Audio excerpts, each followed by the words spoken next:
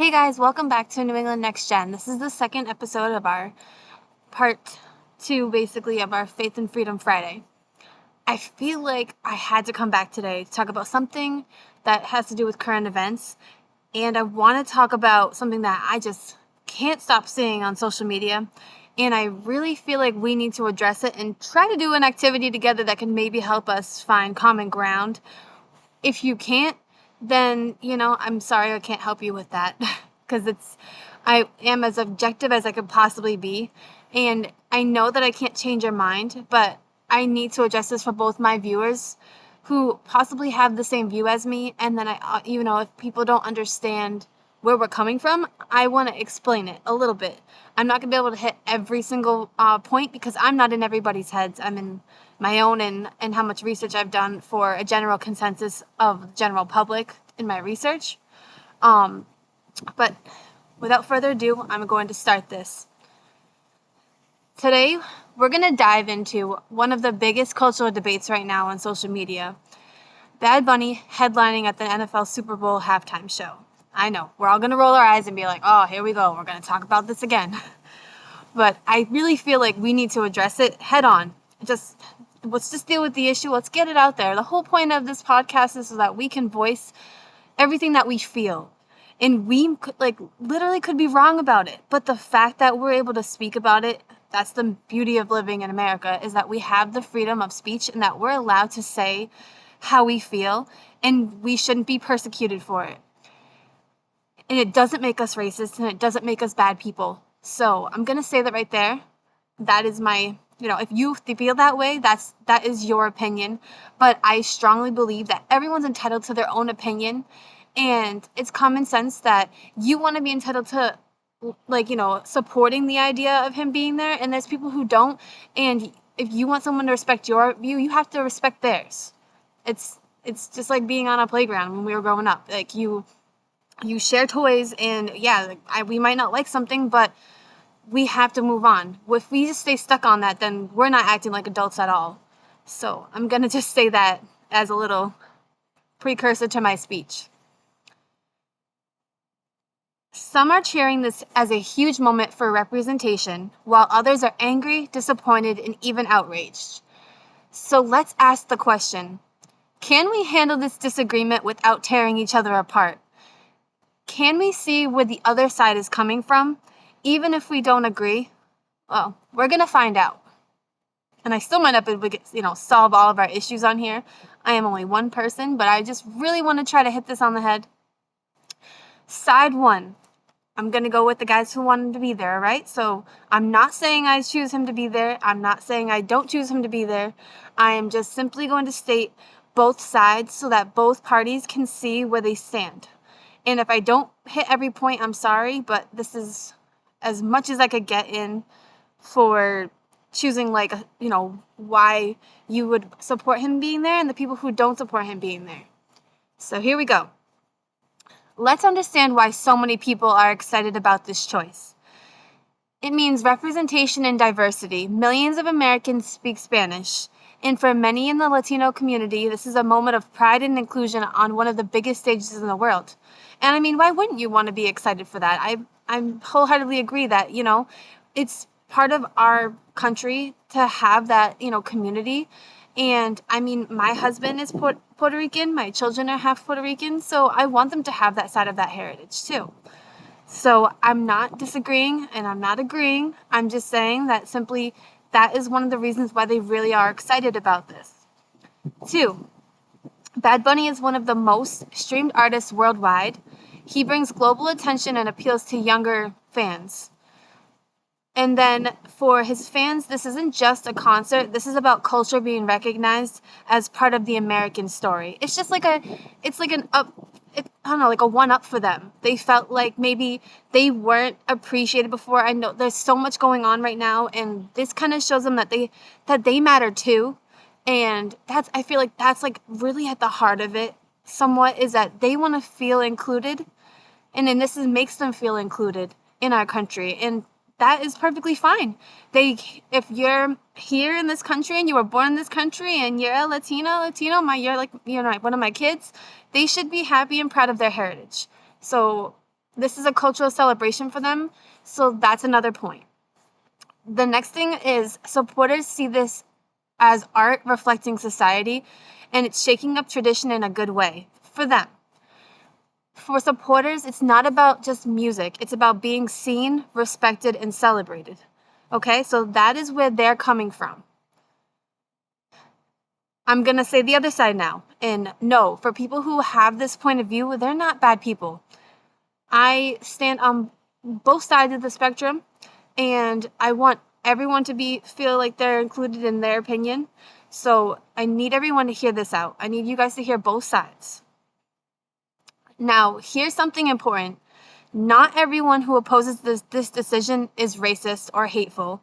That's too easy of a label, and it shuts down real conversation. Many conservatives are hurting.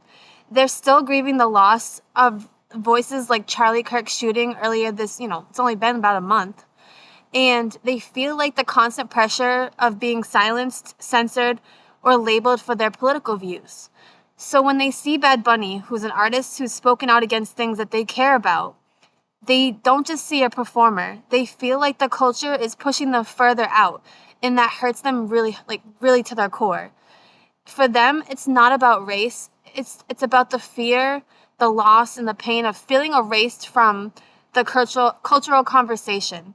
So it's almost like we just lost Charlie Kirk, and he was a voice for us when our conservative views aren't really accepted in society. And then on top of it, you push us out by taking over the Super Bowl halftime show. That's how they feel. And they're entitled to feel that way. I need to say that. Everyone's entitled to their opinion. They're allowed to feel how they want to feel. They're allowed to view that. Both sides are allowed to feel whatever they feel about it. I have to say it like 1,000 times because I really feel like this needs to be said.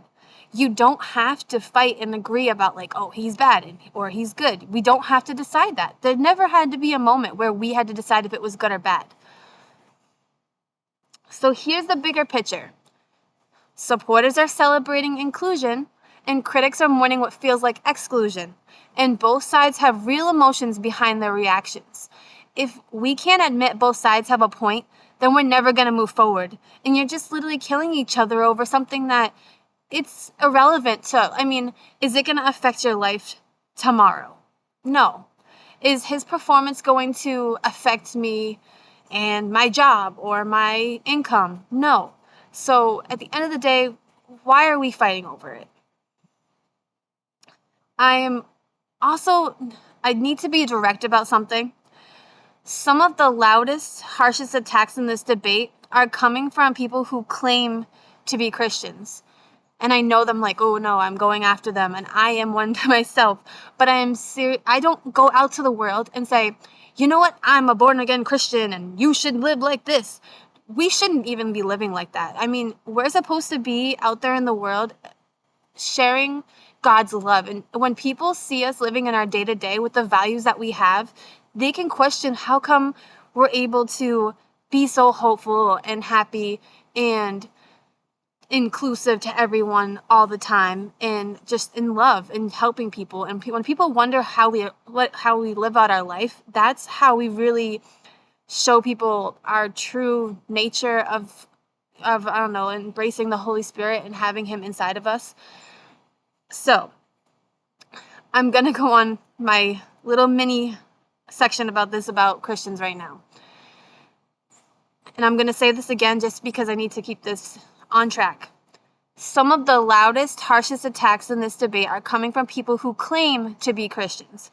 They'll post a Bible verse in one breath and then curse and insult and attack in the next. That's not strength, that's hypocrisy.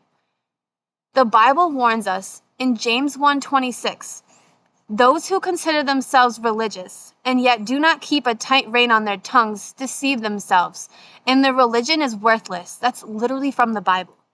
If your words are hateful, your testimony is empty. You have nothing. Ephesians 4:29 says, do not let any unwholesome talk come out of your mouths, but only what is helpful for building others up according to their needs, that it may benefit those who listen. If your words are tearing people down on social media, in real life, whichever scenario you can apply this to, then you're not defending Jesus, you're betraying him. And here's the truth. It is not our job to play judge, jury, or executioner. Matthew 7:1-2 says, "Do not judge, or you too will be judged. For in the same way that you judge others, you will be judged. And with the measure you use, it will be measured to you." And in Romans 14:10, it reminds us, "Why do you judge your brother and sister? Or why do you treat them with contempt? For we all stand before God's judgment seat." Only God is the judge. Only he knows the heart of a person, not you. And when Christians start acting like they are the judge, they've stepped into a role that belongs only to God himself. You're making yourself an idol, essentially, and it's wrong. And let me be real with you. And this isn't just something happening out there on social media or in the NFL headlines. It hit home for me just last night. And originally, I wasn't even going to tell this story I've told a couple of people that I've confided in about this that I wasn't going to post this on social media, and I still won't post the screenshots on social media. However, I will say this story because this brings it true and raw to this entire episode. I was talking with a family member, and I thought that we could have a good and respectful conversation. I went into it open-minded because that person is family, and she said that she's a Christian. But instead of listening or even talking calmly, she went straight into verbal attacks. She didn't want a conversation. She wanted a fight. And it hurt. Not because I felt defeated in an argument, but because I expected kindness from a fellow Christian and because the fact that she was family. So that's what so many of us are experiencing right now. You share an opinion, you ask a question, or you stand by your values, and instead of being heard, you get attacked. Sometimes by strangers, sometimes by family, and yes, sometimes even by people who call themselves Christians. And that's the problem. Faith without love is empty. Christianity without compassion is hypocrisy. If we can't treat each other with respect in our homes, in our churches, and in our families, how can we expect it to do it with our nation? And here's the hard truth. If we call ourselves Christians, but we act violently toward our neighbor, like on social media perhaps, whether with our fists, our posts, our words, we are not living out the gospel. 1 John 4:20 says, "Whoever claims to love God yet hates a brother or sister is a liar. For whoever does not love their brother and sister, whom they have seen, cannot love God, whom they have not seen." It's pretty clear. If you can't love someone who's literally right in front of you, then don't tell me that you love God. Because it doesn't work that way. It's the same thing like when you marry someone or you're in a relationship with someone, you can't say that you love them wholeheartedly if you don't even love yourself first. You have to know what love is to begin with. If you can't love yourself and you don't know what that is, then you can't love someone else. And it applies to the same thing. Jesus was clear in Matthew 22:39. Love your neighbor as yourself. You can't claim Christ and then curse your neighbor. You can't wave a Bible verse in one hand and then throw hate in another. And Romans 12:21 says, "Do not be overcome by evil, but overcome evil with good." Violence, whether physical or verbal, is not Christianity. It's rebellion against the very heart of Christ. And when Christians act this way, they don't just hurt others, they damage the witness of the gospel to the world. And that is why this is so critical to my heart right now, because I was baptized about maybe 2 years ago, and I'm still very fresh in my faith. Even though I've been a Christian raised child for my entire life. But in my own walk, I'm still pretty new and fresh to it. But I'm very, very tired and sick of hearing people preach that they're a Christian, and then I literally see them act like super violent to other people. And it might not be like physically beating somebody up, but it's just wrong. and I feel like I need to address this. I don't want to see people getting hurt over something that is really not an issue. I mean, yes, someone might not want Bad Bunny at the NFL halftime show, but does that mean that you need to bash him over the head for it? No. So whether you're celebrating Bad Bunny or you're furious about him, here's what really matters most: how we treat each other. Do not dismiss someone's excitement. Do not dismiss someone's concern as racist. Don't answer insults with more insults. That only deepens the divide. If we treat those who disagree with us badly in return, we gain nothing. Matching anger with anger doesn't change minds. It just creates more division. But when we respond with respect, people notice something different in us. And I stated this in the earlier episode today. You're not going to change anything if you're doing the same thing. If you're going to say you hate someone for the way that they feel and you just continue that rabbit hole of that cycle, you're not doing anything. And I say, like, you can't call yourself a Christian and then act on that behavior. Now, I want us to do something together. So I have an activity for you guys. I'm kind of excited about this. We're going to ease up a little bit on the pressure of just understanding how core to our hearts this really is. Let's do something together. If you've got your phone nearby, or maybe you got a computer or an iPad or something, anything that you can look up something, take it out for just 1 minute. Take it out right now. I'm going to give you a second. So I'm going to pause. Anybody got, grab a paper and a pen if you want, or you can just use your phone. All right, you ready? Here's the challenge. I want you to look up one good thing about Bad Bunny. And then I want you to find one bad thing about Bad Bunny. You could say one thing bad about him being there at the NFL Super Bowl. It could just be one bad thing he's done in the past, or one controversial thing he's done in the past. And then you could look up like one good thing he's done for his community in Puerto Rico. Just look up one good thing and one bad thing. And I don't know if you want to, jot it down on your phone, but I want you guys to do this right now. So go ahead, actually do it. Scroll through the headlines, check a quick search. You can use ChatGPT for this, and see what comes up. And while you're doing that, I'm going to continue to go on with my small excerpt on this. If you're a supporter, you might find something that makes you proud, but also something that's hard to defend. And if you're a critic, you might have found something that frustrates you, but you also found something that you have to admit is positive. The point of this exercise isn't to change your opinion. We're not trying to change anyone's views, okay? We're not trying to go on Facebook. Like, after this discussion, I don't want to go on Facebook and then see, like, oh, this person started, or I mean, like, hey, I just looked this up and I, said it. So let's go back to my point.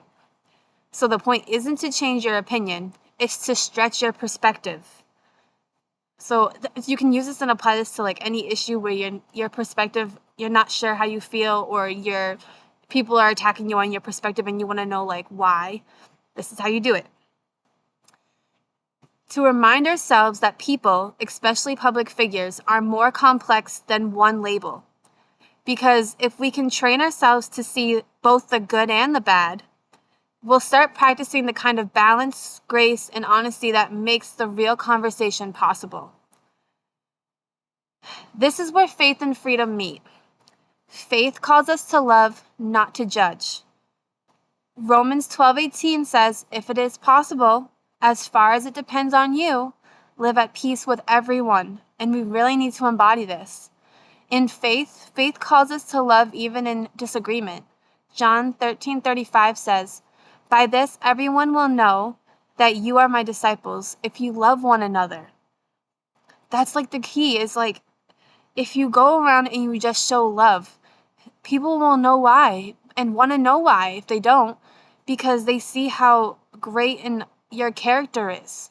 If you're on social media and you're bashing someone, they're not going to be like, whoa, I don't want to have anything to do with that person. Like, oh my gosh, and you're going to push them away, and you're not going to be able to do what God calls us to do, like your mission as a Christian to evangelize and help other people. You're not going to be able to do that if you're showing that your true character and nature is evil. Freedom reminds us that not everyone will share our values, but they still have the right to speak, sing, and perform. Galatians 5:13 says, "You, my brother and sisters, were called to be free. But do not use your freedom to indulge the flesh. Rather, serve one another humbly in love." Faith gives us the strength to respond with love. Freedom gives us the space to disagree. The challenge is living in the tension of both. There's no perfect world, guys. I'm sorry to tell you that, but there, and that's I can apply to life in like the big, broad, general idea. Life is never going to be perfect. It's not a Disney movie. If it was, we wouldn't need Jesus. So just to say that right there, we're all hurting people. We all go through things. We all live through different challenges. Everybody has their own story. And I feel like I need to hit that a little bit on the head. Every single person on this earth has come up a different way with a different story, with a different narrative, everything. And we need to be mindful that that person doesn't have the same story that we do. So we can't judge them. Okay? So here's my challenge for you. The next time you hear someone arguing about Bad Bunny at the halftime Super Bowl, pause. You see a post on social media and you see it come up, whether it's somebody being like, "Oh, I don't want him there. Why? Oh my gosh." Or you see someone being like, "Yay, there he's going. Woohoo." Don't respond. If you can't say anything positive or loving, don't say anything at all, because the whole point of you responding is probably not for a good reason. And I know that I was defending someone earlier today on social media about this, but I just feel like all these Christians are attacking each other, and there needs to be some kind of relief for the torture that we're all putting each other in by arguing about it. So the next time you hear someone arguing about it, pause. Instead of jumping into the fight, try to understand where both sides are coming from. If they're excited, you can celebrate in their joy. If they're concerned, honor their pain. If you don't agree, that's okay. Don't let disagreement turn into disrespecting each other. That's not what God calls us here to do. And I mean, I'm sorry for those, if you're a viewer and you're not a Christian, I'm sorry, but we do have to hit this whole faith thing on this. It's very prevalent and it's very important. Because if they're excited, if they're excited, celebrate their joy. You don't have to do it you can celebrate with them. You don't have to actually feel that way, but if you make them feel validated, that's way better than trying to, argue about it. I mean, I tried to at one point on a post, I'm trying to just give people the clarity of like, it's okay for people to feel like they don't want him there. It's okay for them to feel their pain. It's okay for them to mourn the loss of Charlie Kirk. It's okay for people to feel the way they feel. It's not your job to tell them how they should feel. It's never been about you and how you feel. And that's like the core main point of it, is that it's actually selfish to think that you can allow someone to feel a certain way. That's not fair to them. So don't let disagreement turn into disrespect. Because at the end of the day, halftime shows come and go. But how we treat each other, what we say, how we love, and how we rise above, that's what lasts. That is what's going to be remembered. So do you want to be remembered for how much you verbally attacked and bashed your cousin or your aunt or your friend at church about how they felt about the halftime show? Or do you want to be remembered for loving someone through the pain, even if we feel like we don't agree? I'd rather be remembered for something more positive, for making a difference. That's what I'm going to leave you with, you guys. So this was New England Next Gen, where disagreement doesn't divide us. It makes us stronger. I am going to add in a little bit, is that at the end of this, because that's the end of our episode for our Faith and Freedom Friday. However, I want to bring up that if you have anything that you'd like to say, if you have like your own viewpoint on the halftime show, or viewpoint about freedom of speech, or viewpoint on anything at all, feel free to go on to newenglandnextgen.com. It's the website.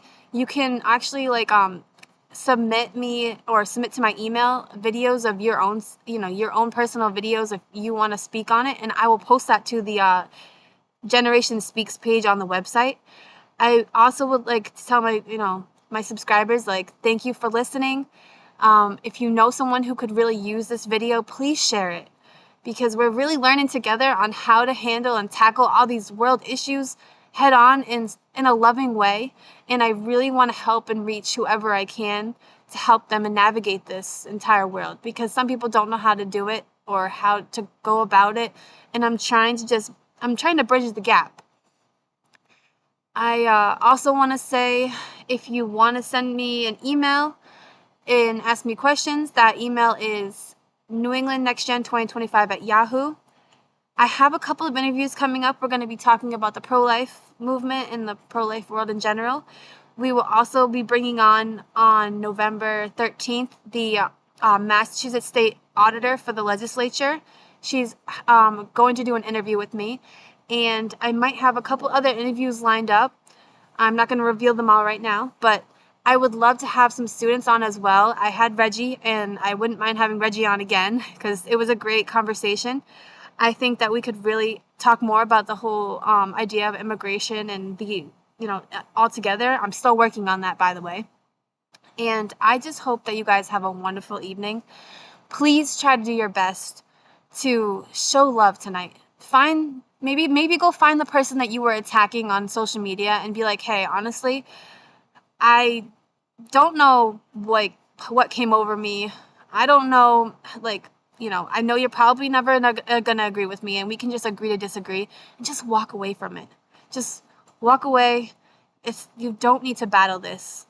I'm done battling it. I don't need to. I don't need to tell people, the whole world, about how I feel about something. No one is entitled to my opinion. I'm entitled to my own. And I think that that's the most important thing, is that if you believe something, that's perfectly fine. Just don't push it on somebody else. Unless they really want to hear, hey, I want to hear your opinion, and then you explain it. But it's not our job to change their mind. So that's what I'm going to leave you with, guys. Thank you so much again for joining me. Have a great night, guys. Bye-bye.